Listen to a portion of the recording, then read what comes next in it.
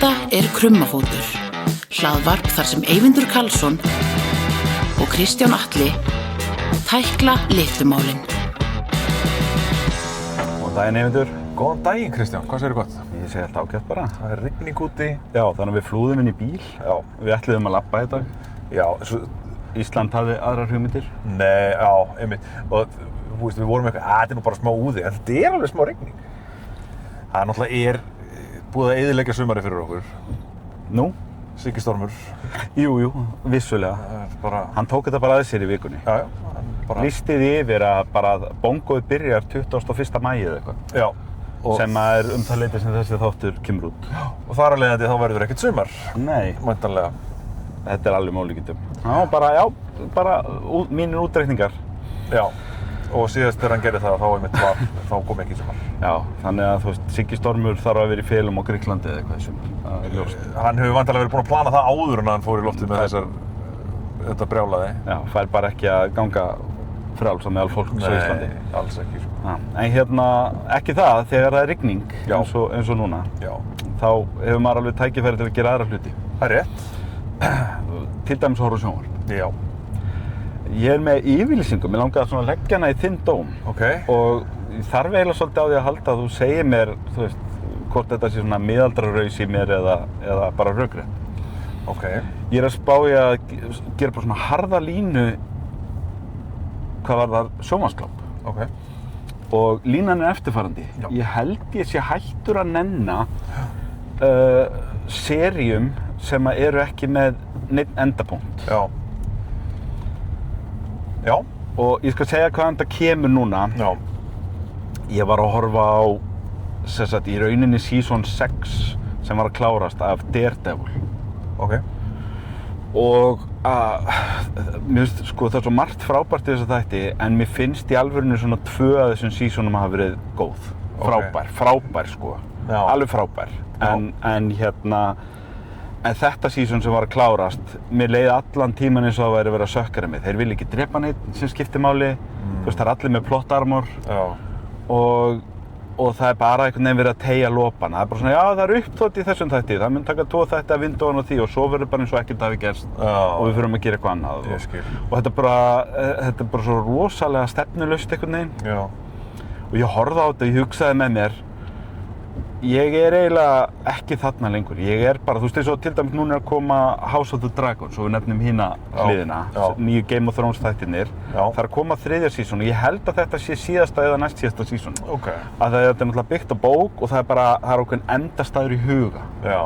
Og það er ekkert verið að teygja lopan, það er ekkert verið að reyna að treyna þetta og segja þetta er vinsælt, getum við gert 10 season úr þessu. Já. Og upp á leikvangasöluna og eitthvað kjaftaði. Þetta er bara, þú veist, við erum að reyna að gera listaverkirna sem á að, þú veist, enda þarna og sitja þá sem sitt eigið. Já. Og ég virði það og ég held í alvörunni, þetta er eins og með anthology, skilur, og þegar þú horfir á okkur þáttaröð eins og við tókum Baby Reindeer fyrir 2 árum. Það sem þú fer bara inn og bara, 10 þættir og búið. Já.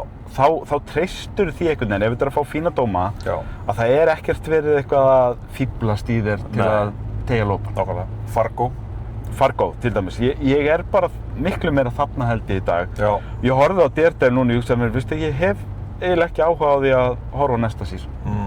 Ekki nema ég fara að heyra einhverja hluti það sé óvænt aftur frábært. Eins og ég segja, af 6 þáttaröðum eitthvað, þá 2 þær verið frábærar. Já, ég skil þig. En almennt, og ég tek aðeins svona út fyrir sviga þarna kannski svona þessa þætti eins og Law & Order eða eitthvað sem búið verið í gangi 20 ár, skilur. Já, þú veist hvað þú ert að gera það. Já, það er náttúrulega bara svona episodic, þú veist. Já, þú vilt bara fá, þú veist, Benson og þau að leysa eitt morðmál á 45 mínútum. Einmitt. Og þú veist hvað þú færð þar, sko. Það er ekki það sem ég er að tala um. Nei. Eða þú veist, eins og grínþættir eins og The Office eða Parks and Rec eða eitthvað, skilur, sem að getur gengið að Friends eða eitthvað. Já, það eru aðra formúlur. Já, það er allt öðruvísi, en þegar þú ert að reyna að selja eitthvað sem á að vera svona, þú veist, eins og spennandi saga eða eitthvað og svo endar það þannig, eins og til dæmis síðasta Alien þáttur við gerði síðasta sumar. Ég náttúrulega horfði ekki á... Kláraði, og hún endar þannig að það er allt skil eftir opið því að þeir vilja fá season 2. Og ég var bara, ég hélt við værum ekki að gera það. og var mjög pirraður út í það. Ég var enda mjög pirraður almennt út í þá þáttaröð, en svo var ég bara mjög pirraður út í það. En þú veist, hvað finnst þér? Er þetta... Ég bara skil, ég sammála. Er þetta rökrétt hjá mér? Nei, þetta algjörlega og sko af því að þetta í raun og veru lexía sko sem við áttum að læra sko 2009 eða eitthvað þegar Lost var að keyra út í skurð. Já. Fyrr, ekki, 2006-07. Já. Þú veist, þá og núna til dæmis ég mjög spenntur fyrir, og ég veit að þú ert það líka, það komin og í sýningu ný sería From, sem eru sömu og gerðu Lost. Við erum að fara að horfa á það. Og það búið að tilkynna að þetta verða 5 season. Já, þetta season 4 sem í sýningu núna sem næst síðast. Og þú veist, þetta alveg jafn, sko, svona dularfullt og Lost. Þú veist, og ég hafði á tímabili, þá var ég mjög stressaður. Þetta sama liðið og gerði Lost. Já. Og þetta er svona... Og premissið það sama að vissuleyti nema þau eru ekki á eyði, þau eru föst í bæ. Já. Sem að enginn virðist komast út úr, svona Stephen King-stæl eitthvað neitt. Einhvers konar purgatory eitthvað. Já. Og frábærlega vel gert. Algjörlega, stórvel. En ég var mjög stressaður á tímabili. En svo mundi ég eftir því að ég fór á fyrirlestur hjá handritshöfundi í frá Bandaríkjunum sem hefur unnið við marga sjónvarpsþætti, þar á meðal Friends og einhverja fleiri. Það hefur bara verið svona staff writer í mörgum stórum seríum. Fullreyndur. Og hann sagði sko að regla nummer 1 og sko mikilvægast reglan af öllum þegar þú ert að skrifa sjónvarpsseríu er að þú verður að vita hvernig hún á að enda. Já. Og hann sagði, þú veist, þá var vitað frá fyrsta þætti af Friends að Ross og Rachel myndi enda saman. Já. Þú veist, það var endurinn á Friends. Já. Var þegar Ross og Rachel enda loksins saman endanlega. Já. Og Spoiler alert. Spoiler alert. Og þá var einhver sem spurði sko, hvað með Lost? Já. Og hann sagði, já nei, þetta eru vinir mínir sem gerðu Lost. Já. Og nei, þeir vissu ekki hvernig þeir ætlaðu að enda. Já. Og þess vegna allt í rugli. Já. En þeir eru búin að læra af þessu. Og svo las ég viðtal við einn af þeim og hann sagði, já, við lærðum á Lost þegar From var að koma.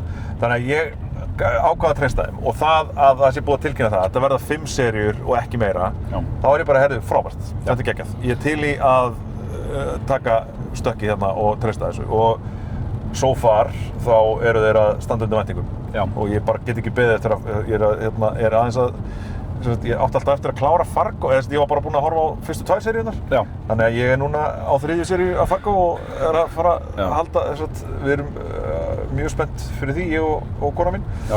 En svo erum við bara að fara að halda áfram með From, sko.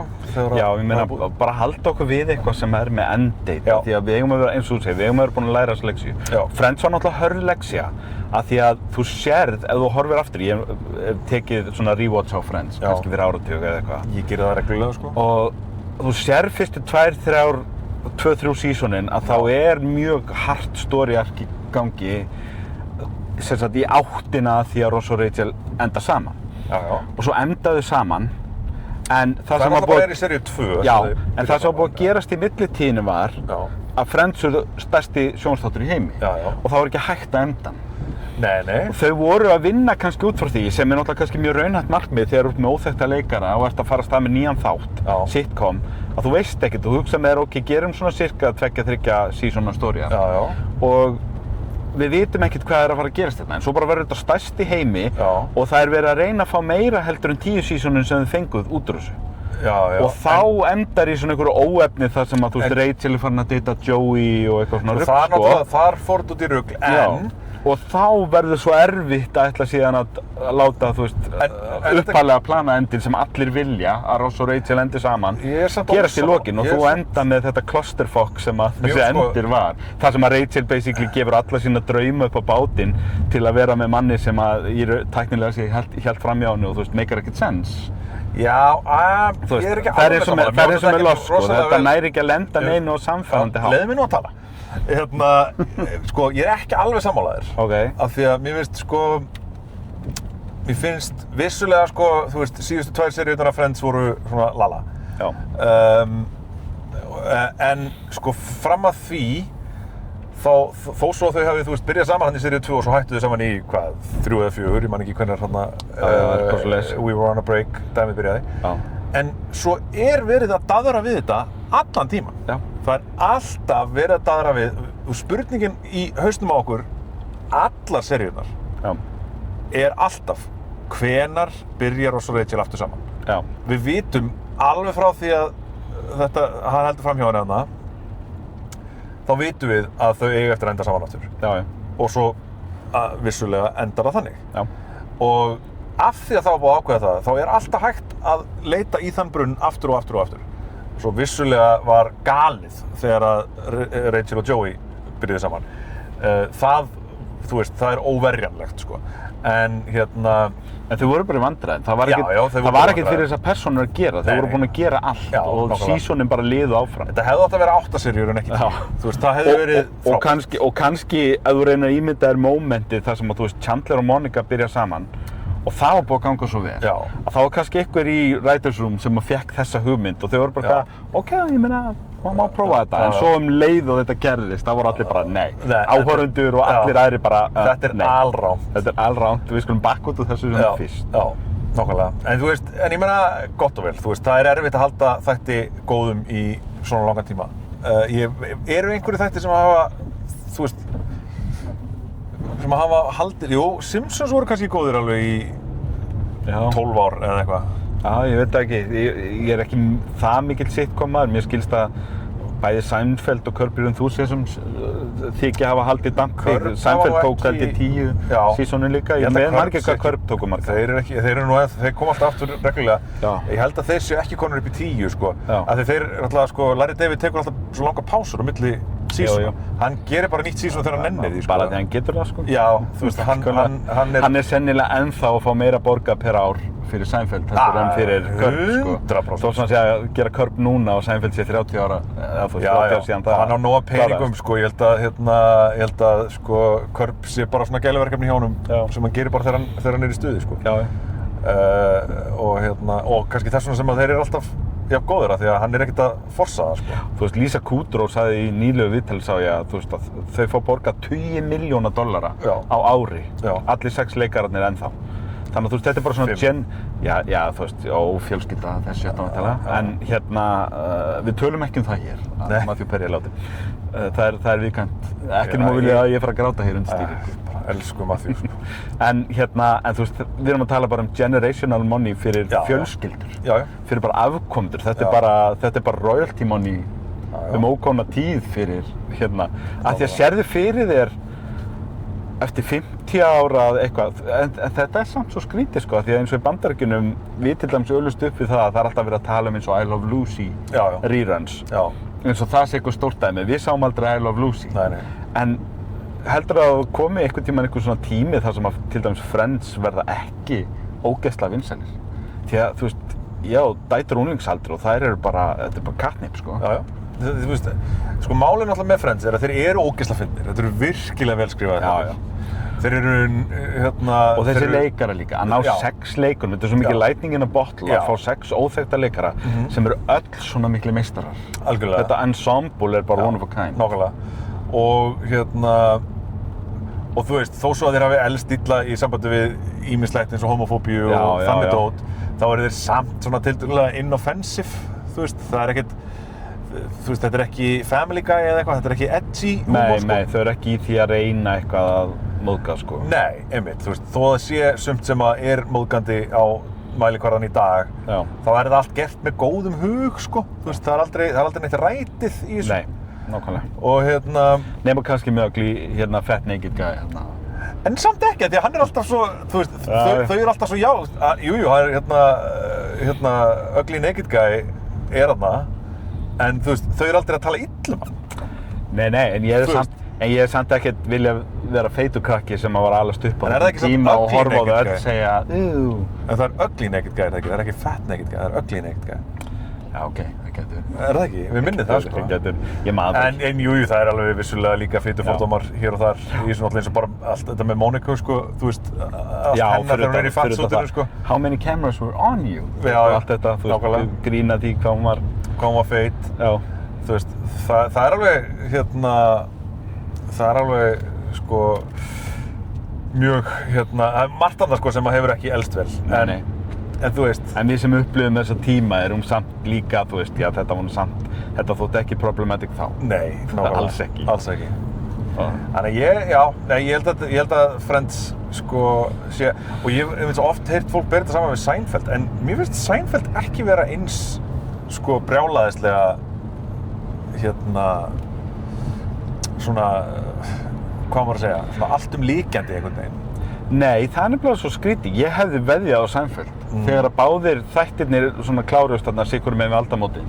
Já. Ég hefði sennilega veðjað á Seinfeld myndi eldast og endast betur heldur en Friends. En það hefur ekki gerst. Nei. Public consciousness, svona almenningsvitundin, hún er miklu opnari fyrir Friends í dag heldur en Seinfeld, held ég. Já. Þetta er áhugavert, en að því að þú ert að tala um eins og Lost, ég held, ef ég man rétt, að þetta eru Damon Lindelof og Carlton Cuse. Og Damon Lindelof lærði af Lost, sem voru showrunnerar þar. Já.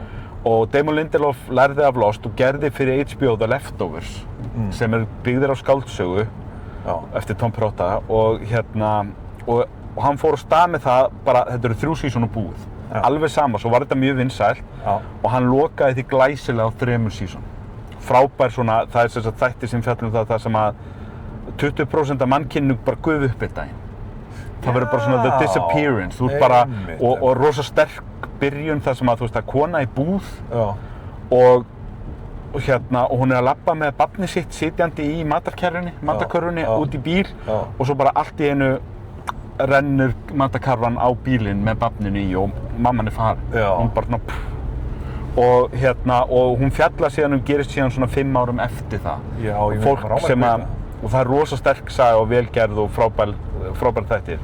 Og svo held ég að Carlton Cuse sé með From. Já. Og hann er þá að sýna hér í rauninni leiksutan sem hann læriði af Lost.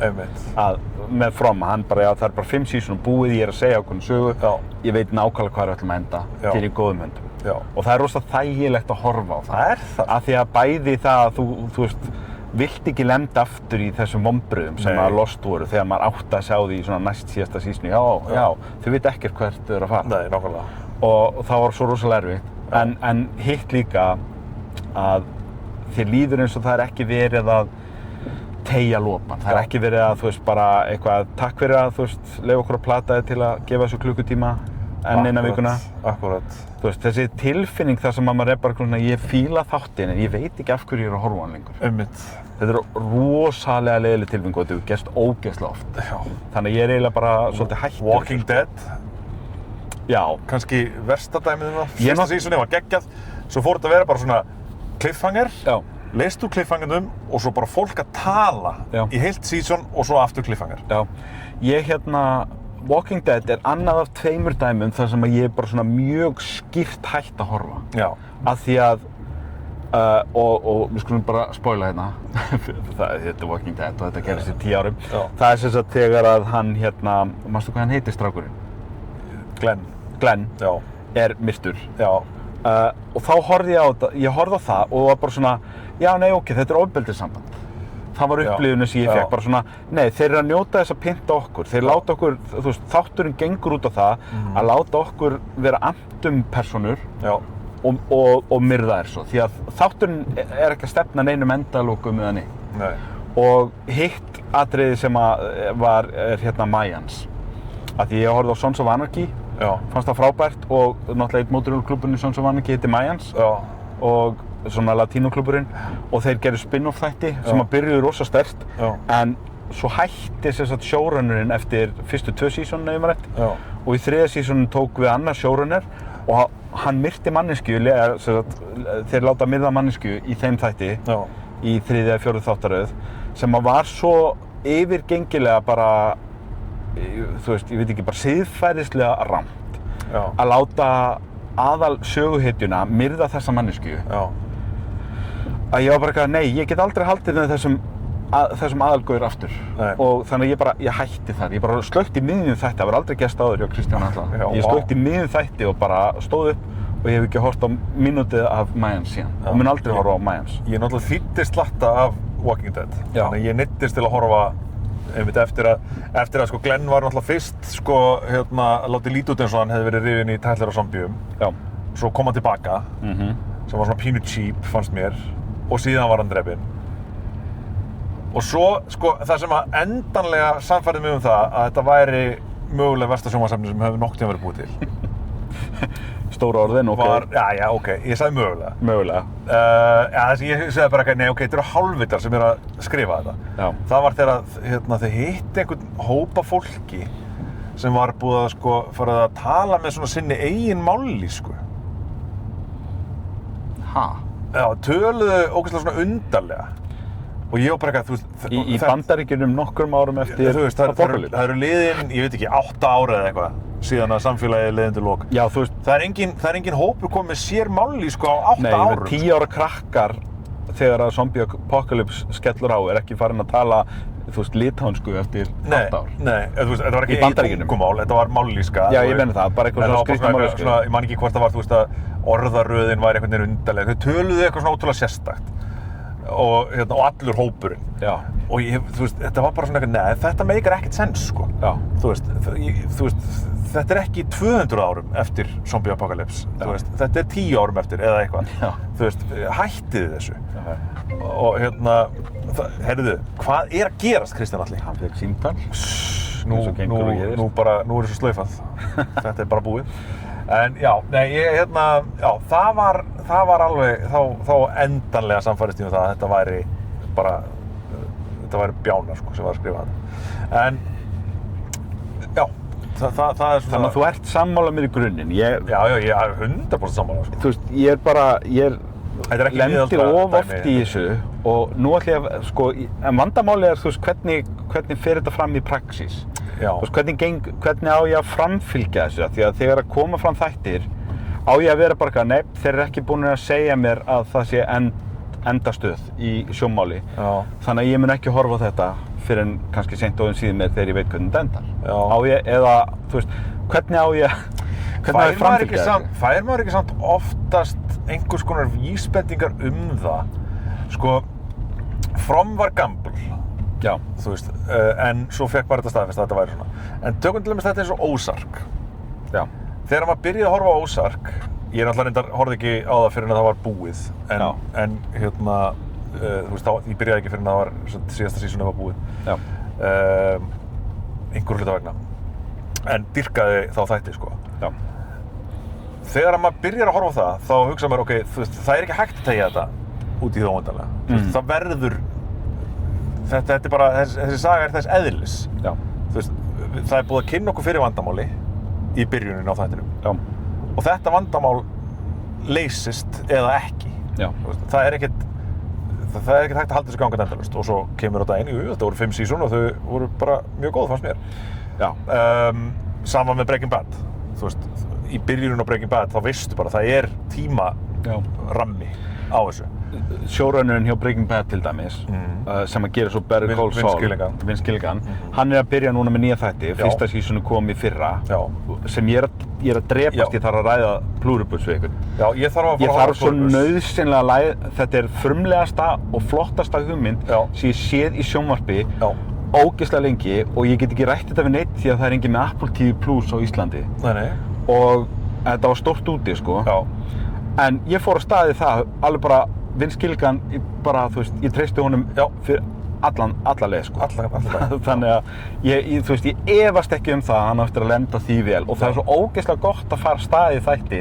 Það svo er bara, þú veist, hann kannski eftir að gera 5 sísón af þessu eða eitthvað og lenda þessu fullkomlega, því að það er það sem Vince Gilligan gerir. Hann náttúrulega líka hefur kannski einmitt lært af sínu, hann náttúrulega, þú veist hvar hann byrjaði.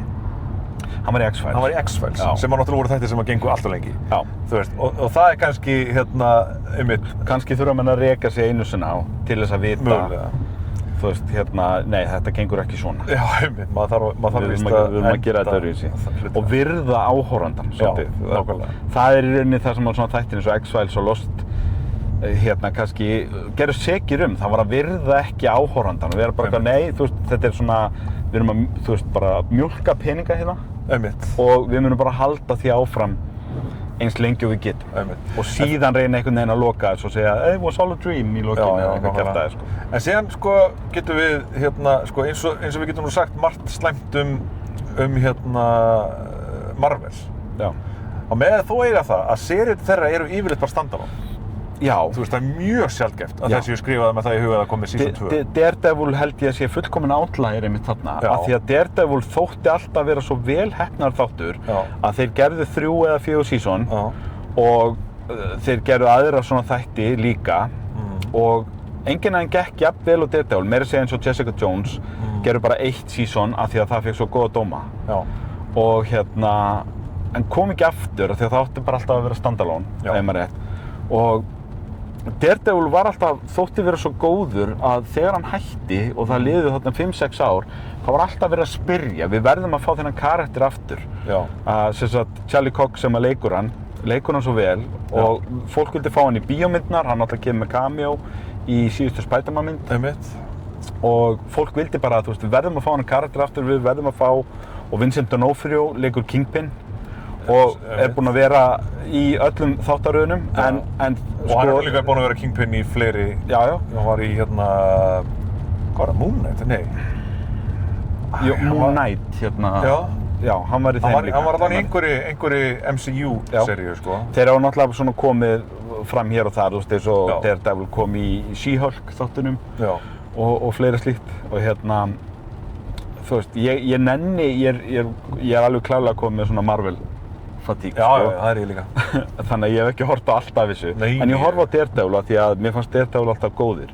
En núna fullkomlega er ég komið á tilfinningu bara eitthvað, nei, þú veist, það er plot armor.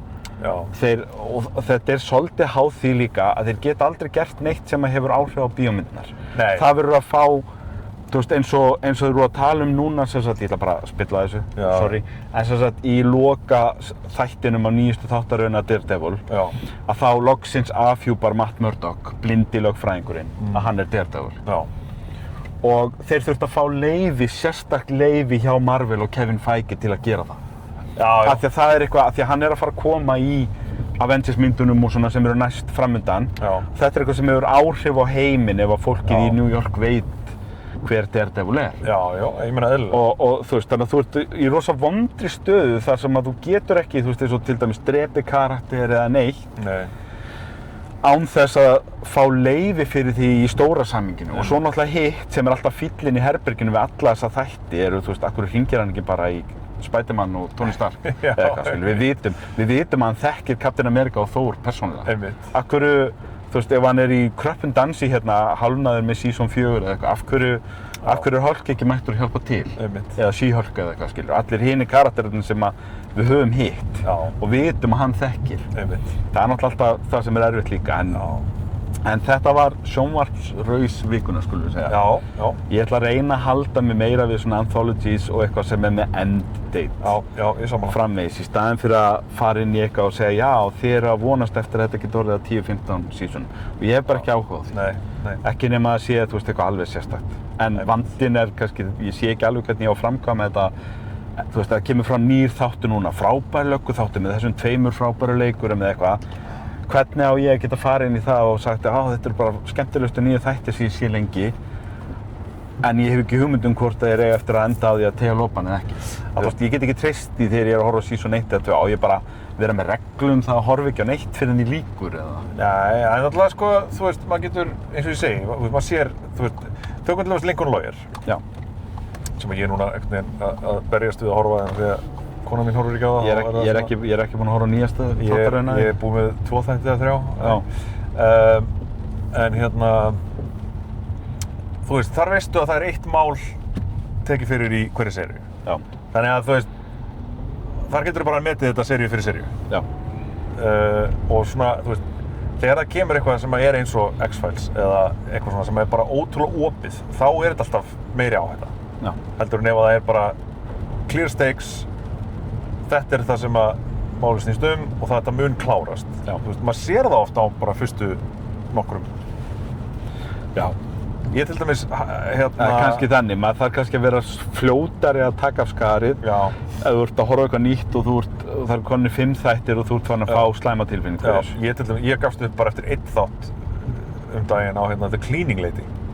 Ég hef ekki átt það. Nei, þeir eru mjög vinsælir sko. Einhverja, konu sem er innflytjandi í Bandaríkjunum og er, ég man ekki hvort hann er frá Mexíkó eða Kólumbíu eða einhvers staðar frá Mið- eða Suður-Ameríku, ég man ekki. og er sem sagt læknir en að vinna bara við skúringar og einhvern veginn dregst inn í eitthvað mafíu dæmi. Já. Og ég sá bara strax, í bæði fannst mér þetta ekkert voðalega compelling og ekkert rosa spennandi. En svo hugsaði ég líka bara að þetta eitthvað sem gæti tekst út í hið óendanlega. Já. Einhver manneskja sem óvart komin í einhver mafíu jobb og þú veist, þetta gæti alveg lent út í skurði hratt. Sko. Þetta maður sér alveg svona brainstorming sessioni sem hefur átt sér stað, þú veist. Við erum látið hann að gera þetta og þetta og þú ert allt í einu komið með, þú veist, 30 hugmyndir og ert bara eitthvað, yes, við erum komið með 3 season hæglega sko. Já, nákvæmlega. En á sama tíma að þá persónan ekkert að breytast frá viku til viku. Nei. Hennar aðstæður, hennar stóru sögunni miðar ekkert áfram. Nei. Hún bara föst í þessum aðstæðum. Einmitt. Og það bara vandamál vikunar einhvern veginn. Já, ég held bara að það hljóta að verða þannig, sko. Ég hugsaði bara, það er engin tímarammi þarna, hún er bara komin í þetta og hún sér enga leið til þess að losa sig út. Svo verður þetta bara svona, hún alltaf að reyna að losa sig. Og það er kannski svolítið það sem að, var til þess að ég einhvern veginn gafst upp á Handmaid's Tale líka. Já. Ég var búinn með held í 4 seríur af því, 3 eða 4. Já. Og það var alltaf svona eitthvað, þú veist, hún er alltaf svona alveg við að sleppa en svo gerist eitthvað og maður svona eitthvað, þú veist, það er engin tímarammi þar, sko. Já. Bókin er svo góð. Já. Og ég horfði á fyrstu þáttaröðunum, mér fannst hún frábær kvikmyndun á bókinni. Hún er það, sko. Og ógeðslega vel heppni. Og svo horfði ég á season 2 að því að ég lét glepjast, ég hugsaði með mér, já, þú veist, þau svo satt auglýstu það að Margaret Atwood, höfundur bókarinnar, er ráðgjafi í season 2. Já. Þannig ég fór að horfa á season 2 og við á season 2 mjög sterkt. Já. En ég hugsaði líka bara, þetta er nóg fyrir mig. Já, þetta er alveg erfitt, sko. Af því að þetta er ekki auðveldasta sagan. Nei, hún er erfitt. Og ég hef bara einhvern veginn, ég tók einhvern veginn bara svona á endanum ákvörðun það að mér langar ekki, þú veist, ég hef ekki áhuga á því að það samfélagsvandamál sem að Handmaid's Tale að fjalla sé orðið að svona innan gæsalappa skemmtun vikunar fyrir Kristján. Já, einmitt. Mér fannst það bara, þú veist, mér fannst það eitthvað dirty. Já. En ég meina svo, þú veist, situr maður að horfa á Law & Order á til, skilur, nauðgun vikunar eða eitthvað, skilur. Já, nákvæmlega. Ég, sko, það var ekki það... Ég veit ekki, það kannski skiptir máli hvernig þetta pakkaði. Já, mér finnst þetta frábært og mér finnst þetta þarft, sko. Og ég árugglega eftir að klára þetta, það var ekki að því að, þú veist, mér var hægt að skemmta mér, sko, en það var bara einhvern veginn að því að mér fannst ég alltaf vera einhvern veginn fastur í þessum hryllingi, sko. Já. Og þú veist, maður einhvern veginn sá enga leið út, en auðvitað náttúrulega, sko, þú veist, ef það er eitthvað sem er relevant í dag, með ástandi sem er í Bandaríkjunum sérstaklega, þá er það Handmaid's Tale, sko. Já, það ætti í alveginu, það ætti bara, ég veit ekki, við höfum náttúrulega talað það að fólk lesi ekki bækur lengur, en þetta er bara með sjónvarpsþætti, það ætti bara að sýna season 1 í Bandaríkjunum, bara þú veist, það ætti að láta ungt fólk horfa á season 1 af Handmaid's Tale. En það sem er náttúrulega líka, sko, er þetta það sem þið viljið? Margaret Atwood er ráðgjafi og svo eru, sko, söguþræðirnir margir í seinni seríunum byggðir á Testaments, sem er framhaldið af Handmaid's Tale. Og svo komið núna Testaments komið líka, sko, ný þáttaröð. Já, byggt á þeirri bók. Já, ok, ég held að það hefði verið nýtt allt í Handmaid's Tale. Því að Testaments er það ekki smásagnarsvegur? Nei, það er svona prequel. Já, ég meina það, en það er prequel sem er Nei, munurinn er að það eru fleiri sem á sjónarhorn það. Já, ég meina það. Handmaid's Tale er saga June. Já. Eða Offred, eins og hún er kölluð í samfélaginu. Já. Og en í Testaments að þá eru, það er önnur handmaid. Já. Og það er síðan ein af, hvað heita þeir, mömmurnar, maddumurnar, sem að sjá þær. Já, en hún, já. Abbadísindar eða þær. Já, systur eða eitthvað, ég veit ekki alveg. Já, eitthvað svolítið, systur og svo ein eiginkona, ef maður rétt. Já. Sem að eru allar með, fyrstu persónu. Ég veit allavega að þessi saga, systurinnar, eða hvað sem hún heitir. Já. Sú saga er í seríu 2 og 3 af Handmaid's Tale, sko. Já, það er, sko, sá karakter þegar hún er yngri í Testaments. Já, og þeir eru kannski nýtt það, ég veit. Já, ég las eitthvað það einhvers staðar og það er alveg svona eitthvað hennar forsögu í Handmaid's Tale, sko. Ég hef ekki séð þetta, sko, en ég las Testaments þegar hún kom út. Ég hef ekki lesið hann þetta. Og hún er feikið sterk, Margaret Atwood er náttúrulega bara svo bilagóður rithöfundur, en hún er náttúrulega ekki eins kannski mikil negla á Handmaid's Tale. Nei, það er aldrei hægt að því að þú ert bara að byggja á heiminn sem er búið að skapa. Þú ert búinn að skapa sjálf áður og það var afrekið. En hún er engu að síður mjög sterk því að hún kannski að vissu leyti þannig að sú bókar uppfæra aðeins og kallast meira á við okkar tíma. Það er engin tilviljun að Margrét Atwood 30 árum seinna út af Dollu að þá gefur hún út aðra í rauninni handmyndsstílbók. Svona til að hamra á því sem hún var að fjalla í handmyndsstíl. En hvað það? Þetta er margt áhugavert í sjónvarpinu þegar það er rigning og ég reyndar á þessum árstíma núna þar sem að maður er að drukkna í íþróttum. Ég náttúrulega þar sko, þú veist, það er bara allt annað hápunkti. Ég var að horfa á úrslitakeppnina í handbolta í vikunni. FH tapaði hreinum úrslitaleik gegn Val. Náttúrulega ennþá sleikjast árin eftir það. Og sko Valsmönnum til hamingju með titilinn. Svo er úrslitakeppnin í körfubolta hérna heima og svo er allt á hápunkti í fótboltanum í Evrópu núna og svo framvegis. Ég er með smá svona gælugremju þessu tengt. Af því að við erum aðeins að gremja okkur hérna yfir sjónvarpsglápi. Þú veist náttúrulega, jafnvel og ég, að þegar þú horfir á erlendar íþróttir, hópíþróttir, hvort sem það er enski boltinn eða NFL eða eitthvað, eða NBA, leikmennir eru með nafnið sitt á treyjunni. Og þannig að þú veist, það stendur Jordan á treyjunni á Michael Jordan eða Bryant hjá Kobe Bryant. Þetta er náttúrulega gert við þetta er gert á Íslandi líka. Og ég er búinn að vera að horfa svolítið á íslensku íþróttirnar og þetta er aðeins að pirra mig. Það eru í flestum tilfellum að þá notum við eftirnöfn. Það? Já, og það er mjög skrítið. Ég var að horfa til dæmis núna á seríuna hjá FH og Val, úrslitaseríuna. Búinn að fylgjast með úrslitakeppninni í handbolta og þeir eru allir með, þú veist, Guðjónsson, Arnórsson, Karlsson, Ragnarsson aftan á treyjunni. En svo lýsandinn, hann notar fornöfni. Það er Alexander skorar en ekki eitthvað Alexander Óskarsson. Hann er ekkert að segja Óskarsson skorar. Af hverju erum við með eftirnöfnin á treyjunni eins og við séum einhverjir skítugir útlendingar, sko? Skítugir útlendingar? Já, ok. Ég biðst afsökunar. Ég er að hugsa um Michael Jordan og Tom Brady í þessu samhengi, ég er ekki að blanda mér innflytjandi á málinu hérna. En þú veist, af hverju, ég horfði á þetta og þú veist, hvað finnst þér að því ég veit að þú kemur kaldur að þessu, þú ert ekkert að horfa á íslenskan handbolta. Mér finnst þetta bara galið. Þeir eru að nota fornöfni, það er bara eitthvað Pétur gefur á Jón og Jón sendir á Geir og Geir skorar og svo stendur Geir upp og fagnar og það stendur Pétursson aftan á treyjuna. Það er galið. Af hverju stendur ekki Geir aftan á treyjuna? Nákvæmlega, Geir ef það er... Já, ef það er nafnið sem við erum að nota. Þú veist, þetta er bara það heimskulegasta sem ég hef heyrt, sko. Mér myndi finnast astnalegt að því að ég heiti Kristján Atli, ég segi alltaf, ég heiti Kristján Atli og er Ragnarsson.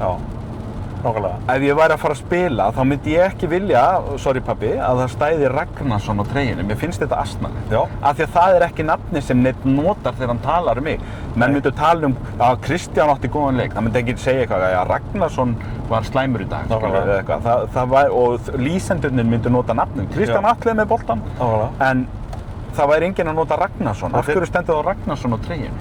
Sko, þú veist, þegar við gerum heimildaskrá í ritgerð. Ef það er útlendingur notaðu eftirnafnið, ef það er íslendingur notaðu fornafnið. Það er það sem ég meinti, skítugur útlendingur. Þetta er, þú veist, það eru bara reglur í þessu, skilurðu. Við tölum ekki íslendinga út frá eftirnafni af því að eftirnafnin er ekki nöfn. Nei, og ég spyr mig fyrir hvernig þetta, því að það er engin íslendingur sem notar nöfnin okkar svona. Ég skil þetta á landsliðstreyjum. Þú veist, hvernig ætlað þú að kjósa næstu helgi? Ég ætla að kjósa Pétursson. Hver er það? Hver er það? Það er engin, þú veist eitthvað, hérna Tómasdóttir, forsetinn okkar. Það er engin að nota eftirnöfnin á Íslandi. Þannig að fyrir hvernig er þetta? Nákvæmlega. Þetta er alveg fáránlegt, sko. Þú veist, eins og ég segi, á landsliðstreyjum er þetta skiljanlegt. En, og jafnvel, sko, ef að félagslið er að fara út að keppa í einhverju, þú veist, Evrópukeppni félagsliða, þá skil ég þetta. En þegar íslenskt lið er að keppa á íslenskt lið, þá er þetta fullkomlega galið. Mér finnst þetta á ekki að vera flókið. Svo því sé haldið til það, ég held að gera þetta ekki allir. Ég sá sem sagt fótboltalík daginn hjá FH, þar sem að menn flestur voru að nota fornöfnin. Af því Hafnfirðingar eru betra fólk, Nei, ég meina bara almennt. Í fótboltanum virðist þetta ekki vera gert. Það er eins og menn sem búin að læra einhverja leksju þar að þetta kemur uppalega hingað til land frá fótboltanum áður en að síðan karfan og handboltinn heldur tekur út af sér. Og þar reglan nokkuð einföld að sem sagt, ef þú ert með ég held endar að leikmaðurinn getur bara ráðið þessu svolítið. Ef þú vilt vera Karlsson, skilur þá enginn að fara að banna þér það held ég á treyjuna. En ég veit ekki, ef þú ert handboltamaður á Íslandi og myndir segja nei, ég vil að standi Eyvindur á treyjunni minni. Ég veit ekki hvort að það er bara bannað ekki, því að það er allir með eftirnöfnin held ég á íslensku, á handboltatreyjunni. Það fáránlegt. Þetta stakkist mér finnst þetta mjög skrítið og sendum bara ákall til HSI og hugsa sinn gang og sennilega KKÍ líka í körfunni held ég. Já. Þetta var gælugremju vikunar og það er gott sko, nú er ég búinn að koma með 2 hérna. Já. Og í báðum tilfellum þá ertu bara búinn að vera nokkuð sammála mér. Já. En mér líður vel með sjálfan. Ekki? Jú, sæmilega. Já, gott. En við ætlum, sko, ég ætla að koma eitt í viðbót. Þetta er að verða svona sálfræðitíma. Ég er að leggja fyrir... Sem er frábært, við erum hérna bara ég veit ekki hvert, þú ert að keyra með mig, eitthvað bara kleiða á vatni, til að drekka mér örugglega. Ég er með góða gjótu hérna, út í hrauni, hálflega út í Krýsuvík. Leiðu við hættum að taka upp, þá kveður þú. En það verður bara að hafa það.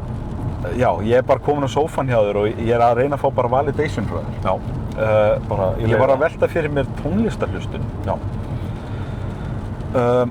Fór hugsa um daginn og ég hugsaði þetta í samhenginu við eina mínum uppáhaldshljómsveitum sem eru Deftones. Og Deftones hafa verið í gangi í 30 ár. Og þeir gáfu út í ágúst síðastliðnum fyrstu plötuna sína í 5 ár. Og hún var frábær, fékk mikið lof, ein besta plata sem þeir hafa gerst. Og ég var mjög ánægður að fá frábæra nýja plötu með Deftones. Og hún var sennilega uppáhaldsplata mín á síðast ári. Sem að ég hef alltaf svona einhvern veginn haldið utan og tekið saman. Og hlustað mikið á tónlist í gegnum tíðina. Eins og hlustendur þáttarins vita. Við erum báðir þannig, við erum mikið að pæla í tónlist.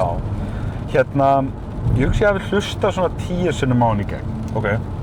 Og það er komin maí, þannig að þessi plata er orðin 9 mánaða gömul. Ég hugsa að það sé eitthvað svoleiðis, 10 sinnum og mér finnst það bara nóg. Og mér finnst það bara eiginlega hellingur. Og svo náttúrulega hafa eitthvað lög svona slæðist inn á playlista og eitthvað svoleiðis. En ég fór að hugsa, ég hlusta miklu minna á tónlist, eða öðruvísi skulum við segja, heldur en ég gerði það. Því ég nefnilega held ekki að þetta sé minna. Ég er alltaf oft með tónlist í gangi á skrifstofuna allan daginn og svona nema þegar ég er eiga samtölu eða svo er síman eða eitthvað. En ég er að hlusta rosalega mikið á tónlist og svo, þú ert með tónlist í vasanum allan daginn, þú er miklu meira aðgang á tónlist. Spurningin er kannski frekar, hafa hlustuna venjurnar breyst? Að því að, í gamla dag átti maður kannski 200 geisladiska, svo eignaðistu nýjan geisladisk með þínum uppáhalds og þá var það bara í tækið og þú hlustaðir á hann þangað til að þú gast ekki meir. Þannig að, þegar ný góð Deftones plata kom út aldamótin, þá fékk hún 200 hlustanir, 200 spilanir. En núna þá, næja 10 af því að ég er bara með nefið á kafinu í svo mörgu öðru. Við erum að hlusta okkur gegnum Tom Waits og Beck og eitthvað og svo er maður með playlista og það er líka svo margt annað sem ég er að hlusta á versus það þegar ég eignaðist nýjan Deftones disk fyrir 20-25 árum. Þá var það kannski eini diskurinn sem ég keypti með þann mánuðin eða eitthvað sko. Ekkert endur að því að ég var blankur, heldur að því að maður var bara, það var kannski bara 3 mánuðir í að næsta plata sem ég hafði áhuga með einhverjum kæmi út. Þannig að þetta bara fékk að eiga sviðið og mér finnst þetta vissuleyti miður. Ég saknaði svolítið að geta tekið þetta hyperfixation á eitthvað nýtt og spennandi sem er að koma út. En ég er bara ekki það lengur. En sko, mér finnst þetta svolítið bara gilda allt í mínu lífi, talandi bara fyrir sjálf á mig. Ég var líka svona skilur, maður fékk nýjan disk og bara hlusta á. Eitt sem ég hef ekki gert síðan ég var unglingur held ég. Var að þegar það kom út ný plata eða ég keypti mér nýja plötu sem var kannski ekkert ný, en þú veist ekki ég bara ég meina ný fyrir þér. Hvort sem er ný útkomin eða gömul. Ég keypti mér disk með Cat Stevens eða Queen eða ég meina það er nýtt fyrir þér. Fór með það heim, setti í spilarann, stilti í botn og lagðist upp í rúm með lokuð augun og bara hlustaði. Þetta ger ég ekki lengur. Ég hef ekki gert þetta í áraraðir örugglega í allavega 20 ár, 20-25 ár síðan ég gerði þetta síðast held ég. svo það hitt að einmitt, maður hlustar sjaldnar á þetta. En þetta líka svona með eins og bíómyndir, sjónvarpsþættir, bækur. Ég var þannig að ég fór og keypti með DVD-disk eða vídeóspólu eða eitthvað og horfði á, ef það var einhver mynd sem ég fílaði, þá horfði ég á hana nokkru sinnum. Eftir ég keypti hana, þá fór ég og ég horfði á hana og svo kannski nokkrum dögum seinna horfði ég á hana aftur og ég meina, þú veist, eins og Lord of the Rings, þú veist, þegar ég keypti mér það, extended útgáfuna, þú veist, ég horfði á þær allar í gegn, ekki alveg í beit, en ég horfði á þær allar, örugglega 4-5 sinnum. Og allt aukaefnið. Þú veist, ég eyddi örugglega bara mánuði í að gleypa í mig Lord of the Rings eftir að ég keypti mér, núna þetta bara, maður sér einhverja góða bíómynd og það bara hending ef ég sé mynd aftur, sko. Það mjög sjaldgæft. Og sama með... Ég reyndar gerir það, sko. Ég gerir það ekki og sjónvarpsþætti... En það eins, eins og þú segir, að þegar þú eignaðir spólunni eða diskinn, þá var það bara viðbótin þín í flóruna þennan mánuðin og þú gast tekið alveg saman hvaða mynd. Það þurfti ekki einu svona að vera eina bestu myndu sem þú sé. Það gæti verið bara góð mynd.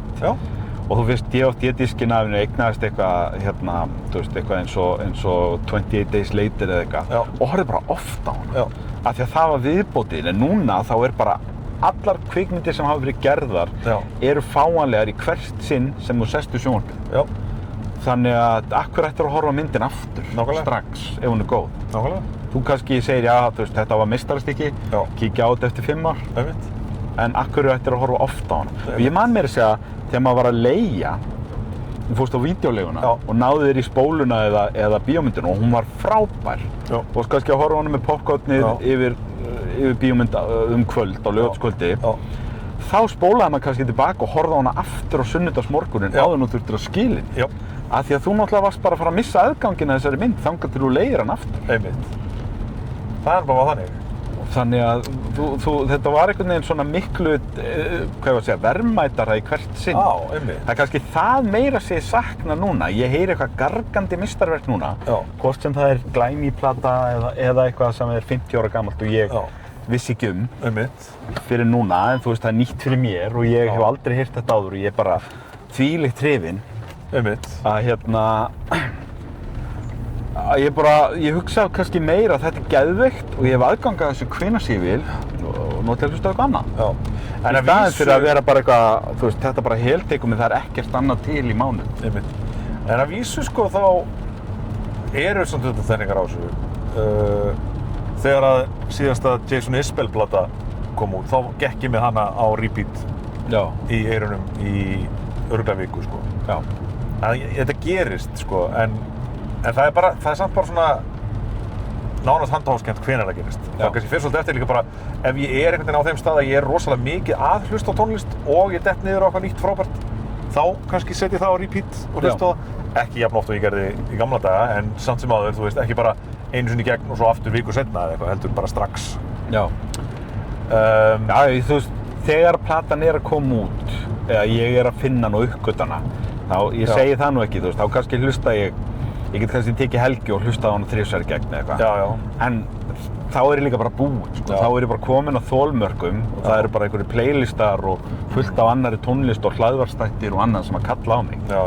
Og ég held þetta sé kannski bara, við erum komin öll örugglega. Við erum að drukkna í valkostum. Eða eitthvað bara svo áunnin athyglisbrest af því að það eru svo margir valkostir í gangi, sko. Og hvaða, þú veist, möguleika á þá, þú veist, eins og bara tónlist eða kvikmyndir eða eitthvað til þess að heltaka mann eins og það gerði.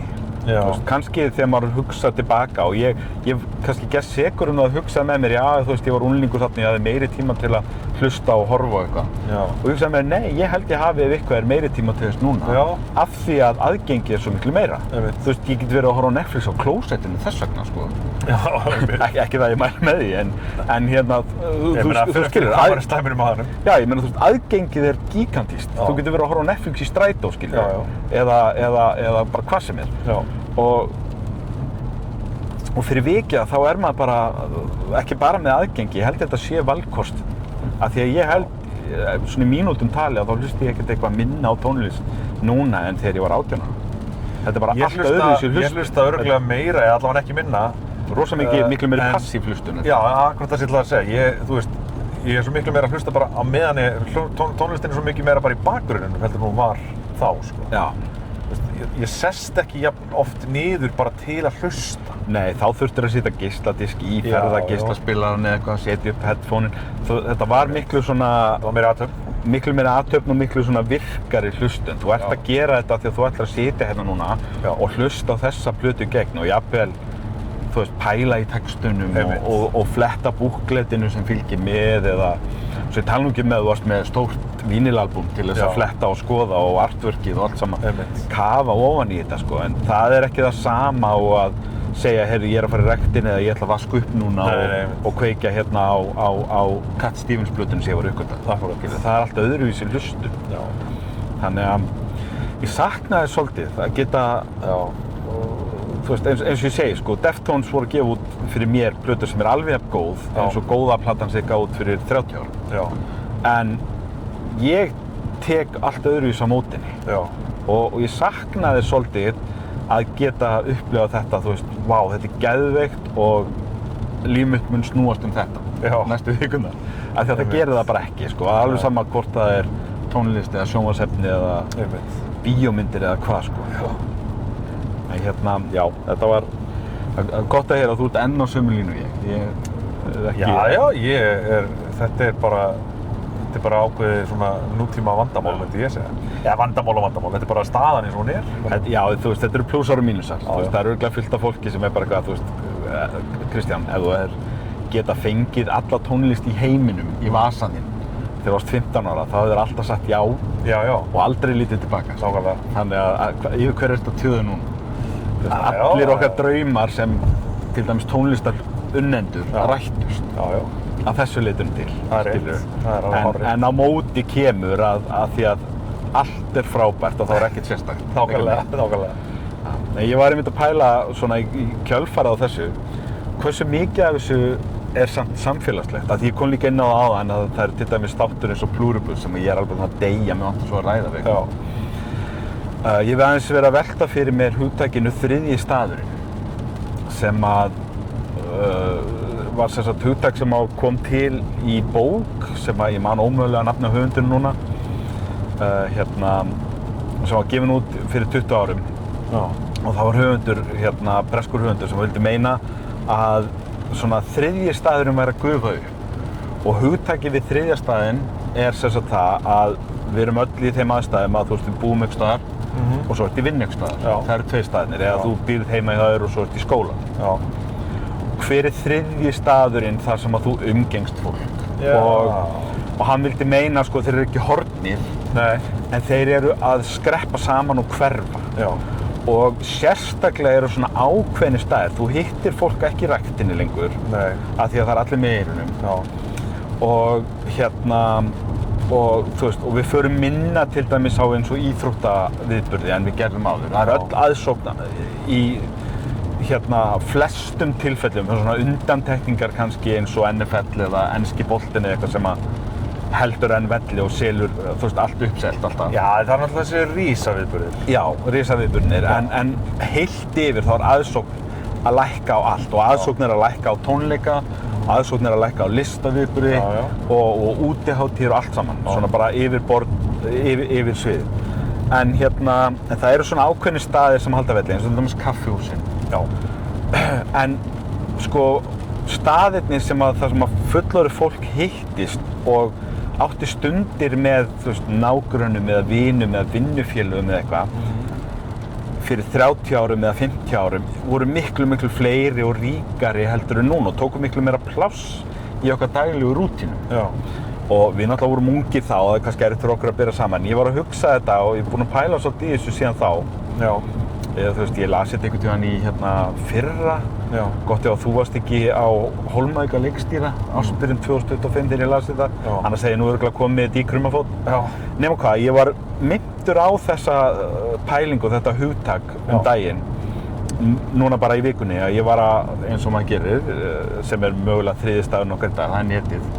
Ég var á TikTok og ég sá sem sagt svona mínútulangt innslag eftir bandaríska rithöfundinn Jason Parkin sem er mjög góður á TikTok, hann er oft með svona skemmtilega pælingar og hann sem sagt hnautum einhverja ritgerð sem að kona í Bandaríkjunum skrifaði, sem að honum fannst mjög merkileg. Hún hafði tekið eftir því sem sagt það var einhver könnun sem að rannsókn var gerð. Og ég að reyna að tengja þræðina. Rannsókn var gerð það að af hverju fer ungt fólk ekki lengur á barinn. Já. Af hverju fer fólk á kaffihús en ekki á barinn. Og þegar að unga fólki var spurt sem að tók þátt í einhverju könnun, könnun var að reyna að komast til botns í þessu, af hverju drykkjumenning í Bandaríkjunum að breytast og bara hverfa. Þessi svona samfélagsdrykkjumenning. Já. Og svarið sem var langalgengast var, ég vil ekki vera drukkin á almannafæri og ég vil ekki lenda í því að vera myndaður. Já. Og hann greip þetta á lofti og að því að hann var búinn að fjalla, Jason Parkin var búinn að fjalla áður þessa pælingu þriðja staðinn. Og hann sagði, getur verið að við erum að kvikmynda sjálf okkur til dauða. Já. Staðirnir sem að við hittumst á, þeim að fækka, ekki bara því að við erum í símunum og svona, heldur líka því að það áhætta að fara á að vera vandræðalegur á almannafæri. Já. Hvort sem að það að fara og dansa illa eða astnalega eins og í Lane í Seinfeld, skilur að fara á einhvern næturklúbb og dansa. Já.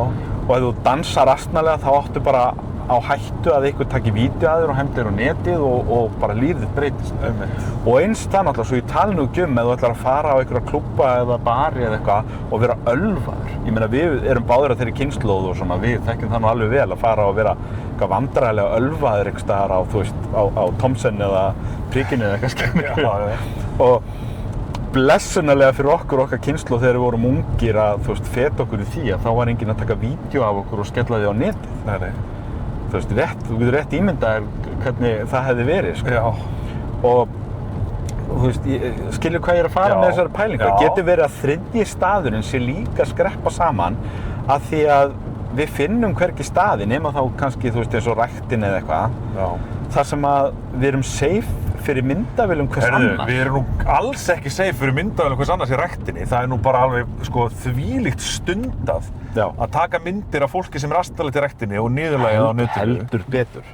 Þannig að,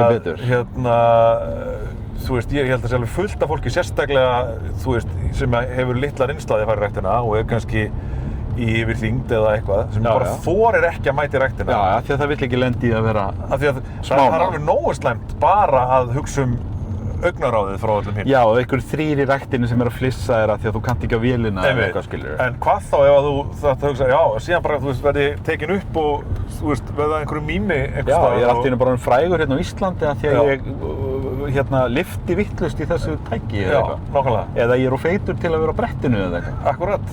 Og þannig að blessunarlega sé maður ekki mikið af þessu hér á landi. Nei, ég hef ekki séð þetta, en ég svo sem ekkert að fylgjast með þessi gymmenning virðist vera mikið vandamál erlendis. Já, og ég hef bara séð, það eru svona ákveðnir sem að poppa upp á feedinu hjá mér sem einmitt að drulla yfir fólk sem að niðurlægja aðra, sko. En þá sé maður hvað fólk getur verið aðstyggilegt, sko. Þannig að ég held að þetta sé mjög valid, og Og ég meina, þetta svona allsstaðar. Ég mynda að vera bara eitthvað illa fullur og dansandi asnalega berað ofan á útihátíð. Já. Þú ert bara að taka sjensinn, bara með atvinnuðina þína og annað, sko. Þú getur verið. Og þetta snýst ekki endilega bara það að mega vera ofurölvi og almannafæri. Þetta snýst bara fyrst og fremst líka bara það að fá að vera vandræðilegur. Já, fólk, já, nákvæmlega. Hvað hefur maður ekki gert, skilur, einhver strákapör eða það sem maður að láta illa eða eitthvað, maður að hoppa í polla eða eitthvað, skilur. Já, bara alls konar. Við gætum gert eitthvað svona sem unglingar án þess að næsti maður við fær að rífa upp símann og taka vídeo, skilur. En ef þetta væri gert í dag og 18 ára strákar eitthvað og svo allt í einu Pétur orðinn bera ofan og fann að hlaupa niður Laugaveginn, þá náttúrulega rífa hinir símann og taka vídeo. Og þetta er bara komið í dreifingu og þá er það bara vandamál. Nákvæmlega. Já, þetta er alveg pæling. Ég fór að hugsa í kjölfarið, hvenær sást þú síðast hvað ég að segja, svona vandræðalega nú er orðinu stólu mér, hvað gerir maður við verðandi brúðkuma? Steggjun. Hvenær sástu síðast, þetta var eitthvað sem ég fannst sjá oft reglulega, það væri verið að binda eitthvað til ljósastaur eða fylla eitthvað almannafæri í gæsabúning eða eitthvað. Gert, sko. Já, ég sá bara gæsir vera eitthvað stríða vinkonu sinni bara núna síðustu helgi, sko. Já, ok, kannski það bara einhverju hughrifin hjá mér, mér finnst ég ekki hafa séð eins mikið af þessu á seinni árum. Já, þetta alveg mikið. Mér finnst þetta gælugrami hjá mér, sko. Já. Ég þoli ekki svona skemmtanir. Það sem fólk að fara og niðurlægja manneskjuna sem er að fara að gifta sig og Ég skil ekki hver tilgangurinn með þessu, ég hef aldrei skilið það. Þegar ég var að fara að gifta mig þá tilkynnti ég vinum mínum bara að þeim yrði ekki boðið í brúðkaupið ef þeim myndu láta sér detta eitthvað svona í hug, sko. Já. Og enda, það eina sem við gerðum var bara, við fórum á kaffihús og í bíó, sko. Já. Og út að borða, og það var bara geggjað. Já. Og svo var fyllir í, og þetta var bara frábært. En ég hef tekið þátt í svona einu sinni og mér leið svo illa. Að eitthvað láta einhvern fara að klæða sig í pils og þvo bíl eða eitthvað. Sama hér, maður situr svona einhvern veginn og er bara svona meðvirkur fyrir allan peninginn og hóknum og hvað erum við að gerast þetta? Af hverju erum við að þessu? Svo í hitt skipti sem eina skipti sem ég hef tekið þátt í að skipuleggja steggjun. Þá sagði bara herðu, við skulum bara þeir vildi endilega, hann var líka, honum fannst alveg skemmtileg pæling að það var eitthvað pínu, hún yrði pínu strýtt, sko. Þannig að það var eitthvað svona, við settum hann í leðurhósen sem passaði ekki á hann. Það var the extent of it, svo bara fórum við með hann í bokkfimisetrið og skutti, það svona sérstætt þar að skjóta brúðgómann með örvar, það eru örvar sem eru með púðum á. Og það svona, hann stendur fyrir framann skotmarkið og maður reyna að hitta hann með örvunum, skilur, það var það versta. Svo bara fórum við út að borða og hann drekkur ekki, þannig að við vorum það var ekkert fyllir í, það var bara... Nei. Það var bara lúksusdagur, ég hef aldrei skilið þetta. Ég á frænda til dæmis sem að, augabrúnirnar svo rakar og eitthvað svona. Come on. Og hann sprautaði með botox og eitthvað og svo verið að sýna vídeóið af þessu í brúðkaupinu. Og ég bara, hver tilgangurinn með þessu? Og ég, eins og þú, ég hef skipulagt sjálfur eina og það þegar bróðir minn gifti sig. Og þá var ég alveg bara með skýra línu, við erum ekki að fara smána á almannafæri. En við vorum samt alveg ákveðnir, við vildum koma honum eitthvað á óvart, sko. Já. Og þannig að við, með samþykki frá unnustuna hans þá, núverandi konu, að þá fengum við að laumast inn að morgunlagi og bregðunum. Tókum það upp, svona vöknun. Já, vöknun í rúminu og alveg, ég hélt reyndar, við brugðum honum svo illa, ég hélt við værum að drepa hann, sko. Greiði drenginn. Og svo fórum við út og svona byrjuðum, við vorum með bakkelsi fyrst heima á meðan hann klæddi sig og svo fórum við út og svo vorum við að segja við hann að hann mátti ekki fá sér áfengi fyrir háti og þá var hann mjög stressaður. Og það var að því að við vorum með planað að fara í bokkfimisetrið og síðan fórum við með hann út á flugvöll og hentum honum í tvíþekju og í skrúfur og eitthvað fyrir ofan Esju, sko. Já, sæll! Það var held ég rosalega gott og vorum með GoPro myndavél á því og annað, sko. Þannig að en það var engin smánun í því, sko. Nei, bara fjör. Og svo eftir það var þetta bara lúxus, sko. Svo bara farið, eins og þú segir, í bæinn og bara njóta og skemmta sig vel og það ekki verið að, skella mönnum í, einhverja kanínubúninga eða kvenkins svona sexy nærföt og binda á við ljósastaur og hella uppi og Jägermeister þannig til að geta ekki talað og raka augabrúnir eða aflita hárið eða eitthvað. Svo menn að fara að gifta sig, þú veist, þú getur að fara að eyðileggja útlitið á þeim rétt fyrir brúðkaup. Nei, ég hef aldrei skilið þetta. Ég hef setið í brúðkaupinu þar sem maður að horfa eitthvað svona myndband og maður bara, hvað erum við að gera hérna? Hverjum, fyrir hvern var verið að taka Pétur og gjörsamlega bara aflífa hann hérna og sýna svo myndband fyrir framann ömmans og afa og allt hitt fólki í lífan, sko. Þetta er alveg galið, sko. En hérna, já, þetta er ekki í lagi. Ég bara þoldi ekki. Nei, ég er alveg sammálaður. Þetta er gælgremja og fólk þarf að hætta. Það hlýtur að vera hægt að stekkja og gæsa án þess. Hafa gaman, skilur. Já, bara viðkomandi óvissuferð.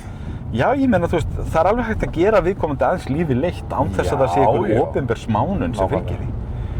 Eins og ég segi, þetta er fólk sem svo er kannski samstarfsaðilar í brúðkaupinu eða eitthvað og allt í einu að horfa bara einhvern, aumingja Pétur og G-streng og með engar augabrúnir eða eitthvað, einhverju myndbandi, ég skil ekkert svona. Þetta er fáránlegt. Þetta er tímaskekkja og vonandi eitthvað sem að verði minna Já, vonandi. Eyvindur, okkur hefur tekist að rúnda enn og aftur. Já. Regnið það náði okkur ekki. Nei. Við erum þurrir. Við erum þurrir. Hvað segir þurr Eyvindur Karlsson? Er hann með eitthvað pælingu svona lokin? Já, ég er með pælingu sem ég sá daginn sem að ég hafði ekki séð, bara í gær. Ég var eitthvað að ég var vafurum á internetinu sem maður gerir. Já. Og ég horfi nú stundum á YouTube-vídeó, sérstaklega kannski tengt hjólreiðum. Ég er vissulega mikið í hjólreiðum þessa dagana og þá var svona pæling sem ég hafði aldrei, en sem víst mjög algeng, sko. Já. Ég hafði bara ekki séð það áður. Að sem sagt, hjólreiðar eru víst nýja golfið. Þetta svona nýja, þetta það sem að karlmenn fara í á miðjum aldri í dag. Já. Sko golf er nefnilega að verða, sem sagt, fólk sem fer í golf, sá markhópur er að yngjast mjög mikið. Já. Það er að verða miklu algengara að ungt fólk byrja í golfi heldur en miðaldra fólk. Já, ok. Tískustraumarnir í þá áttina. Já, tískustraumarnir í þá áttina. En hjólreiðar eru rosalega miðaldrasport. Já, ok. Og það stemmir alveg við þegar ég horfa á sko, fólki sem ég er að hjóla með í Breiðabliki. Já. Þetta er allt fólk á mínum aldri og eldra, meira og minna, sko. Nei, það er ekki mikið af ungu fólki. Nei, ekki... Er unga fólki ekki bara annar staðar? Er það ekki bara, þú veist, að keppa í hjólreiðum eitthvað? Ef það er ungt fólk að hjóla, þá fer það kannski ekki í hjólreiðahóp miðaldra. En ég meina, þú veist, þetta er Breiðablik. Þetta er íþróttafélag. Svo sem. Sko, mig grunar að ungt fólk sem er að stunda keppnishjólreiðar jú, örugglega eitthvað kannski, þú veist, einmitt hjá hjólreiðafélagi í Reykjavík kannski, ég veit að það er eitthvað hjólreiðafélag sem er mjög öflugt, sem er miklu svona meira, tekur þetta miklu meira alvarlega, ég man ekki hvað það heitir. Já. Svo náttúrulega held ég líka bara mjög mikið ungt fólk sem er að stunda keppnishjólreiðar held ég meira kannski á fjallahjólum heldur en götu eða malarhjólum, sko. Já. En þú veist, en það er ekki það ungt fólk sé ekki að stunda hjólreiðar, en ég held að þetta sé sko orðið rosalega mikið svona það sem að miðaldra fólk náttúrulega bæði sko hefur það efni á kannski meiri búnaði, þú veist, þetta er náttúrulega dýrt sport, sko. Já, já. Eins og golf náttúrulega líka. Já. Og svo er það kannski, held ég það sem að, því ég var að hlusta á smá umræðu þetta. Ég var að tala um, þetta er kannski það líka að aftur, sko, þess að þú varst að tala um þriðjastæðin. Já. Þarna, þetta er rosalega félagslegt. Það er það sem ég er að svona uppgötva, því ég var náttúrulega að hjóla heilmikið síðasta sumar. Þá var ég bara einn alltaf. Já.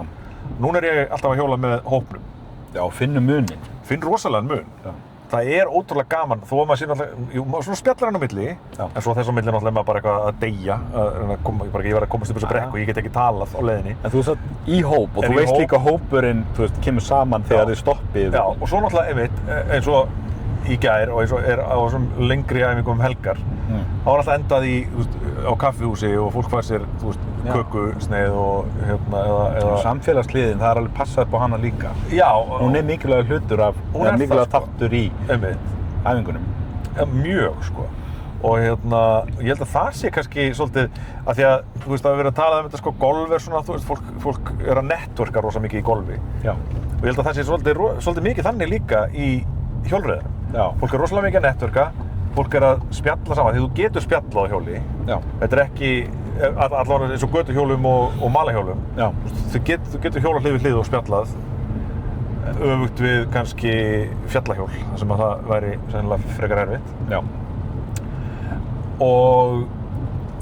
Eða til dæmis önnur sport sem eru kannski orðin svolítið vinsæl í dag, eins og klifur til dæmis, þú talar ekkert við neitt í klifri, sko. Nei. Það er mjög erfitt, nema bara á milli setta eða eitthvað. Já.